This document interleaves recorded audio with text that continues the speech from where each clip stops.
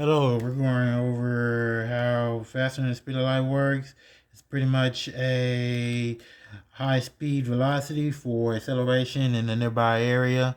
We're going over how it works with space drones and RC airplanes. If you want to use RC airplane to make a space drone, or you're intending on buying one of our future space drone sizes in the near future, that's how it works right here in this library. You need a lot of stuff, so you gotta have pathfinding by the motherboard, not by the analog engine. And once you have a motherboard with the hard drive, you can have pathfinding on the hard drive, going to the sensors and the navigation.